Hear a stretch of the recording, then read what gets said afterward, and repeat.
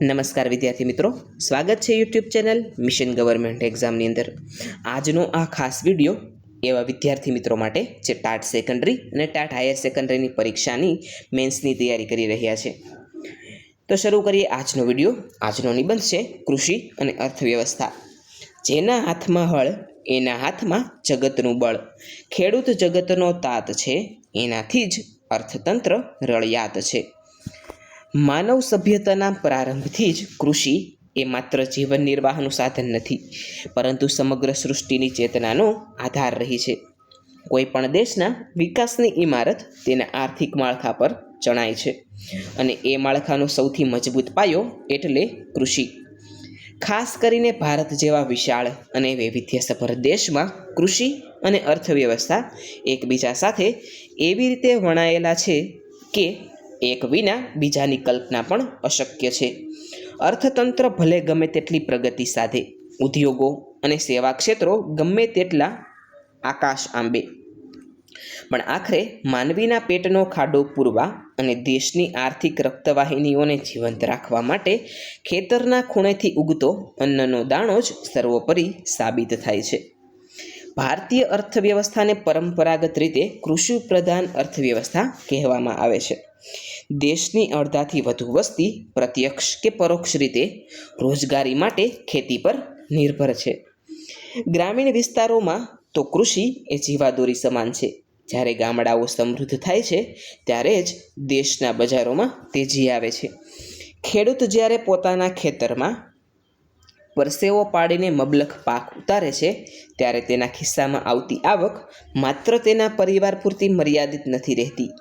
એ નાણું જ્યારે બજારમાં ફરે છે ત્યારે કપડાં, વાહનો, સોનું, ઘરવખરી અને અન્ય ઇલેક્ટ્રોનિક ચીજવસ્તુઓની માંગમાં અચાનક ઉછાળો આવે છે।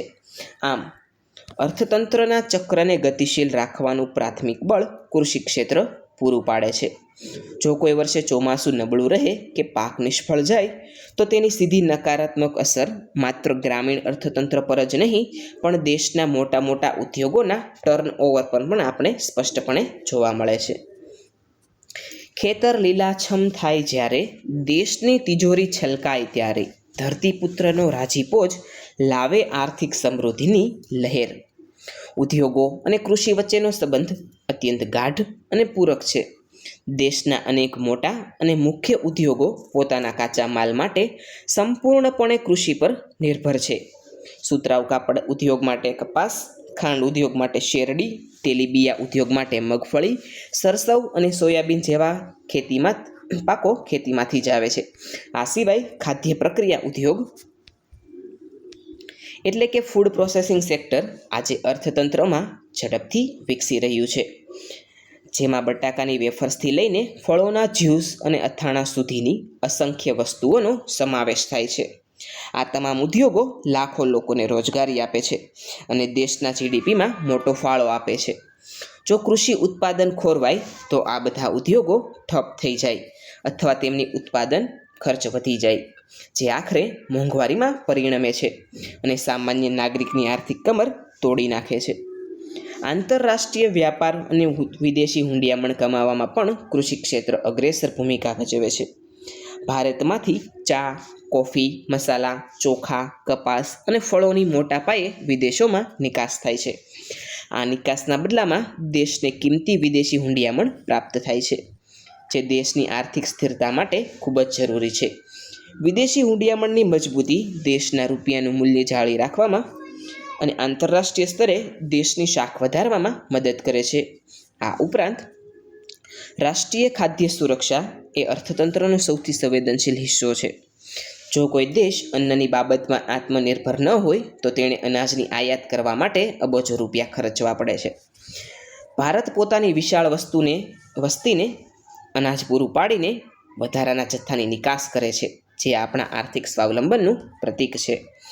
ધરતી માતા ધન ધાન્ય આપે, દેશની ગરીબી એ જ કાપે, મહેનતનો જ્યાં મહિમા થાય ત્યાં અર્થતંત્ર વેગે દોડતું જાય। જો કે વર્તમાન સમયમાં કૃષિ ક્ષેત્ર અને અર્થવ્યવસ્થા સામે કેટલાક ગંભીર પડકારો પણ ઊભા થાય છે। હવામાનમાં આવતું પરિવર્તન, અનિયમિત વરસાદ, ભૂગર્ભ જળના ઘટતા સ્તર અને જમીનની ઘટતી ફળદ્રુપતા ખેતીની નફાકારકતા પર સવાલો ઊભા કરે છે. જ્યારે ખેડૂત દેવાના બોજ તળે દબાય છે ત્યારે ગ્રામીણ અર્થતંત્ર મંદી તરફ ધકેલાય છે. આ પડકારોનો સામનો કરવા માટે હવે પરંપરાગત ખેતીની સાથે સાથે આધુનિક ટેકનોલોજીનો સમન્વય પણ કરવો અનિવાર્ય બન્યો છે. ડ્રોન ટેકનોલોજી, ટપક સિંચાઈ પદ્ધતિ, ગ્રીન હાઉસ, સઘન ખેતી અને ઓર્ગેનિક એટલે કે પ્રાકૃતિક ખેતી તરફ વળવું એ સમયની માંગ છે. સરકાર દ્વારા ખેડૂતોને ક્રેડિટ કાર્ડ, પાક વીમો અને સીધી આર્થિક સહાય જેવી યોજનાઓ દ્વારા ટેકો આપવામાં આવી રહ્યો છે, જેથી કૃષિ ક્ષેત્ર આર્થિક રીતે સક્ષમ બની રહે. ડિજિટલ ક્રાંતિના આ યુગમાં કૃષિ બજારોનું સરળીકરણ થવું પણ એટલું જ જરૂરી છે. ખેડૂતોને તેમના પાકના પોષણક્ષમ ભાવ સીધા મળી રહે અને વચેટિયાઓની પ્રથા નાબૂદ થાય તો ખેડૂતોની આર્થિક સ્થિતિમાં મોટો સુધારો આવી શકે છે.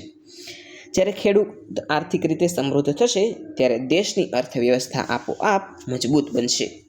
કૃષિ ક્ષેત્ર માત્ર જીડીપીના આંકડા વધારવાનું સાધન નથી, પરંતુ તે દેશના કરોડો લોકોના સન્માનપૂર્વક જીવવાનો અને સામાજિક સમાનતા લાવવાનો મુખ્ય સ્ત્રોત છે. ઉદ્યોગો ભલે દેશનો મગજ હોય, પણ કૃષિ એ દેશનું હૃદય છે. જો હૃદય ધબકતું રહેશે તો જ આખું શરીર એટલે કે સમગ્ર અર્થતંત્ર સ્વસ્થ અને સક્રિય રહેશે. અંતમાં એટલું જ કહી શકાય કે કૃષિ અને અર્થવ્યવસ્થા એ એક જ સિક્કાની બે બાજુઓ છે. દેશને 5 ટ્રિલિયન કે તેનાથી મોટી અર્થવ્યવસ્થા બનાવવાના સપનાને સાકાર કરવા માટે કૃષિ ક્ષેત્રનો વિકાસ અનિવાર્ય શરત છે. જ્યાં સુધી ખેતરો લીલાછમ રહેશે અને ખેડૂતોના ચહેરા પર સ્મિત રહેશે, ત્યાં સુધી દેશની આર્થિક ઉન્નતિને કોઈ રોકી શકશે નહીં.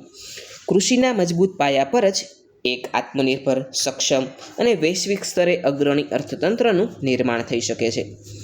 જ્યાં સુધી ખેતરમાં હળ ચાલશે ત્યાં સુધી દેશનું ભાગ્ય ભાલશે.